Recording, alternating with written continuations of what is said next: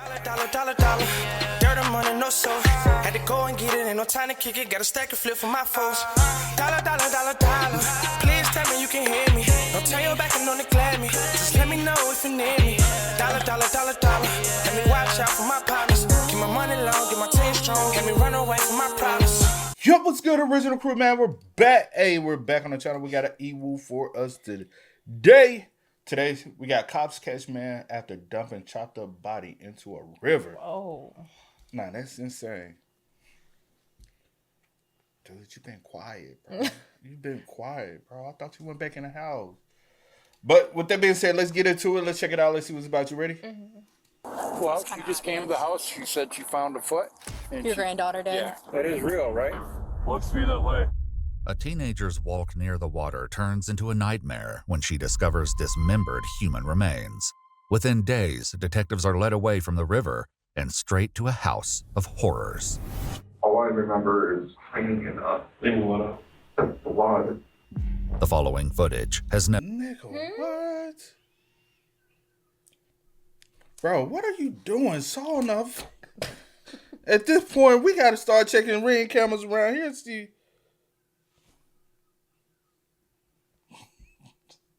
Sorry, y'all.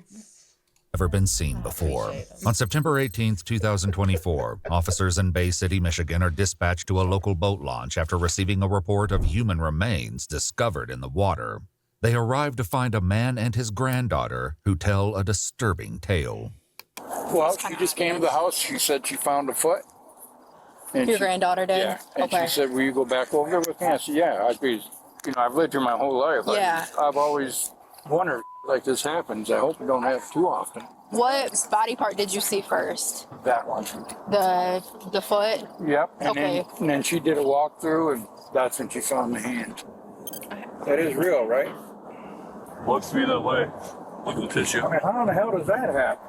It cuts it off. Where's the hand at? Can you point to where it says on the other side of the dock or what? No, it's right here in between all the trees. The officer follows the teen's directions and discovers a severed left arm floating palm up in the water. Wow. According to police records, both limbs appear to have been cleanly severed. One leg at the lower calf and one arm near the bicep. In a later report, one arm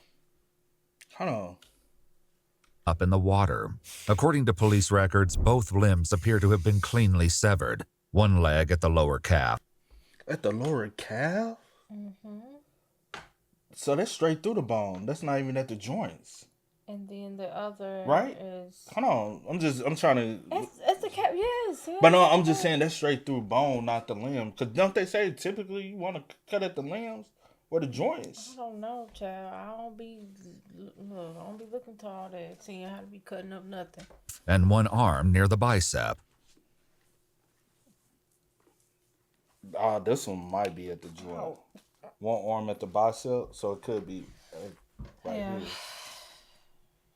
In a later report, one officer describes what appears to be a saw blade or chop mark on the bone. Is this the only other one you've seen? Yes, a saw blade. Or what? Oh, or chop mark. No,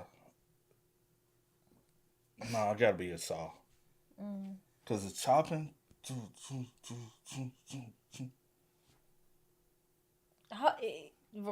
Either one would be too much. But no, I'm saying they say it's easier with the handsaw. We've done plenty of these videos. Yeah, and I don't remember. That's your power. That's your memory. Mark on the bone. Is this the only other one you've seen? Yes, Yeah, this is legit. The scene is secured and officers conduct a thorough search of the shoreline. As they make their way along the edge of the water, they make more gruesome discoveries. Another partial arm and leg, also appearing to be cut with a sharp object. However, the rest of the body is nowhere to be found, prompting a larger search that continues the following morning. While nothing else of note is discovered in the water, officers receive another concerning call. So, what brought you out here today? That man. We were just out looking for his car. I went back to grab her because we were going to go over to my other brother's house. Mm-hmm. He called, said he found the car. The same day the remains in the river were discovered, family members of 41-year-old Justy Stillwell reported him missing. His loved ones had not heard from him in days, and now his missing Jeep had turned up abandoned in a parking lot less than 1 mile from where the body part. So could they have floated? Because somebody had dumped and floated over here? It's a possibility. Yeah, it's a possibility.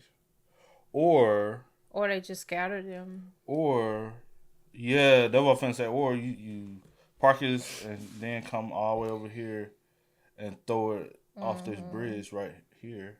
Parts were found. So do you have any idea how long this vehicle's been out here for at all? No idea at all. All I know is, from my knowledge, when we were in this house yesterday, we were looking at the calendar, and the last he X'd off every day. He didn't X off Saturday. And I don't think maybe even Friday, and his trash wasn't put out. So then we're like, what the hell's going on? But I'm a 41-year-old male, you know, sometimes they can just decide to, but it wasn't like him. Has he mentioned anything about talking to anyone new or out of the ordinary? Because I didn't talk to him that much. The last time I seen him was my dad's funeral.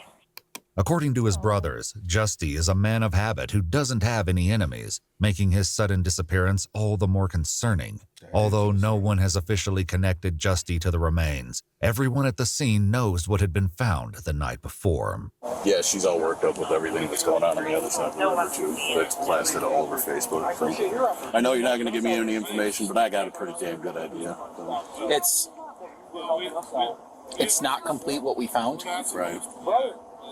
You know, but, as an officer, I look at situations, and coincidences sometimes don't make sense. I did yesterday. I made Darty put it in my head. It is what it is. This is so out of character. Keep the hope. 40-some years and never doing anything like this. According to police records, the remains are identified through fingerprints as Justy Stillwell. Detectives turn to Justy's digital life, and a breakthrough comes from a young man who had been chatting with him on Grindr the day he disappeared. The young man wanted to meet up, but he tells investigators that Justy was walking to a friend's house and said he couldn't. Doing some detective work of his own, he reached out to the friend online. The friend responded, sent back a selfie, and with that photo, investigators identified him as 40-year-old Robert Tweedley. On September 25th... So Justy was supposed to be meeting up with him. He's a friend. Because the other individuals, does this dude lure people? We have seen that before. He's taken to the law enforcement center, where investigators sit him down for an interview. So what is your understanding for why we're here talking to you today? I don't know exactly what happened. Been going through a lot. Sorry about my language. It's okay. A few months ago, I called community mental health to admit myself for wanting to commit and then hurting others, and nobody would listen. Nobody would give me the help that I needed. I got drunk one night, and somebody was a couple months ago. Somebody offered me meth. Well, I got kind of hooked on it. I don't remember much. I just remember getting high and drunk, and that's it. And then I saw on the news what was happening. I put 2 and 2 together. So, As far as what? his name is Justin. Despite what he claims, the investigators have gathered more incriminating evidence, which they'll confront him with later. But for now, they tell Robert the brutality of his actions could make people see him as something far worse. Is he trying to insinuate that he blacked out or something? That he was already having issues. Yeah. But no, I'm just saying, are you trying to... I'm saying I heard all that. I know all that. Yeah, I guess so. But I took that he was trying to say that he tried something and that caused him to, I guess, black out or not remember, have any, remembrance of what happened. That's how I took it, but yeah. Robert the brutality of his actions could make people see him as something far worse, unless he explains what happened. The FBI has wanted to get involved in this because of what happened. They've thrown out things like serial killer and stuff like that, and I don't think that's what happened here. I think that this is something that got out of hand, some sort of domestic situation. I know he can be a persistent guy. Only you can fill in the details. I don't remember everything. You may not remember everything, but you remember some of it. I blacked out for a few hours. He actually came over just to talk and help me through communication, you know, have somebody to talk to. Okay. I've only known him for a couple months or so. All I remember is cleaning it up. Cleaning what up? The blood. The sergeants conducting the interview aren't convinced that Robert doesn't remember killing Justy, but the more they let him talk, the more he seems to recall. How did you kill him? I don't think how I did it. I pushed him down the stairs. Did you push him down the stairs? I think I did, yeah. I pushed him down because he was getting out. Because he was getting out? Yeah. Like leaving the house? Yeah. How did you kill him? You say you pushed him down the stairs. Did that kill him, or did something else kill him? I think he would have been dead, but I think I choked him. I think I choked him. So when you pushed him down the stairs, was he hurt from that? Yeah, he was barely breathing. How did you choke him? Got on top of him, strangled him. With a rope or with my hands? One hand or two hands? Oh. Do you remember how that felt? I couldn't stop. That was the thing. If I wasn't I would have called 911. By Robert's account, with Justy deceased at the bottom of the stairs, he was faced with the issue of getting him out of the house. But Robert explains Justy's body was too heavy, so he did the unthinkable. I chopped him up so I couldn't get him out of the basement. What did you use to chop him up? Probably an axe. Probably, or is that what you used? That's what I used. Robert says he walked to Justy. All this probably shit, and I don't remember. Like they said, police knew the fuck you. I think I pushed him down the stairs. For you to even say something like that, pushed him down the stairs. You know you pushed. You remember everything. So now it gives me y'all had an argument. You pushed him down the stairs, and then you went down and choked him out. Did you want more from him? And he was like, "No, I'm just trying to be a friend. Come over and talk to you." Or yeah. Like I need to know like what escalated for you to do something like this. And did you possibly, the drug usage part, did you just take that to be able to cope and get through? Because I do know some people who have killed people say they had to be high to be able to go through doing it. You know, so they may get high to go commit whatever monstrosity that they do, so they don't have to think about it. But Justy's home, took his Jeep and drove it to Walmart, where he used cash from Justy's wallet to purchase the axe. Afterwards, he used the Jeep during the disposal of the remains. He admits to dumping his arms and legs into the river, but placed the remainder of his body in a nearby field. They did me too. I believe that. You don't know what led up to this, though? Like mental health and to the state of Michigan. They wouldn't help me. I called and I begged for help. And they wouldn't help me. We need to start setting some things right. Obviously, like I told you, we have his arms and legs, but I would like to get the rest of his body intact so that we can give him a proper burial for his family. Will you please help me with that today?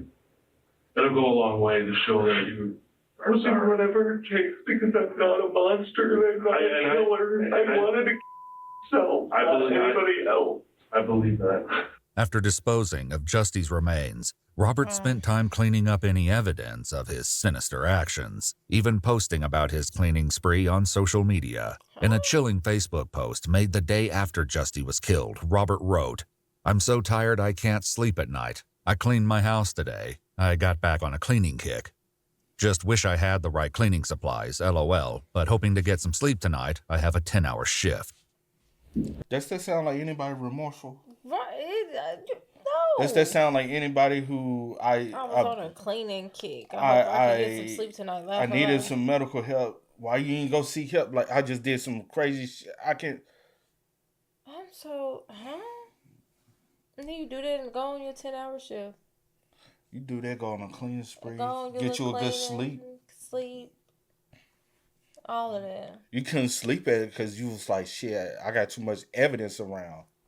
May I ask a question? Sure. How did you guys know it was me? A lot of really good clues for you. And why you care about that? How did you guys know it was me? A lot of really good detectives put it together. Towards the end of the interview, investigators ask if he'll lead them to the rest of Justy's remains. Robert agrees and guides them to a nearby field. Going the right direction. Also, did you drive through here? How far back? Not that far. I think there's a fence that divides us. Okay. There's a hole in the fence. This way? They'll call it this fence right here. That goes all the way. Is he on that side of the fence? Literally, that hole in the fence is Cadaver dogs assist in the search, and investigators recover Justy's pelvis, upper legs, torso, and head. Meanwhile, Robert's home is searched, and investigators find multiple items used in the crime that Robert admits trying to burn in a fire pit. In the basement, they find apparent blood and marks in the concrete consistent with an axe blade. Robert is permitted to write an apology letter to Justy's family, which reads in part, "If I could take it all back, I would, and trade places with Justy. I pray to God that his soul is at rest, and I pray to God for you, his mother, and family can move on and remember Justy for who he was, a kind, loving man who only wanted to help a friend in need." Robert was arrested and held on a $1 million bond. He now faces 2 charges, homicide, open murder, and dead bodies, disinterment, and mutilation. His trial is scheduled for 2026. Watch our full videos as they were originally made. Why are you looking like that for? No. Because I thought you were saying that because they were cutting the strings. No, I was saying because I was like he hasn't even went to trial yet. I guess they was probably looking at like medical. Yeah, I guess so. On that going aspect, through all of that and making sure that they can see if it's. See if it's truth like, to it. I guess. What his mental state and Yeah, stuff like that. yeah. I guess. But yeah, rest in peace to Justy. That was sad, bro. Sad, man. Just going to help a friend out. To be a friend. To be a friend. To be a friend, yes. To be a friend. To be a friend. Yeah, because he wasn't helping a friend because he wasn't a friend to him. And help him through whatever it is that he going through, and you do him like that. It's so effed up. Yeah. But yeah. That's trifling, to say the least. But hey, man, y'all spam us up in the comments. Y'all let us know y'all thoughts in the comments for us down below. But until next time, y'all know how it go, man. I do go by the name DJ New Kid. That's it. We are. We out. Go and get it, ain't no time to kick it. Got a stack and flip for my foes. Dollar, dollar, dollar, dollar. Please tell me you can hear me. Don't turn your back and don't neglect me. Just let me know if you need me. Dollar, dollar, dollar, dollar. Let me watch out for my partners.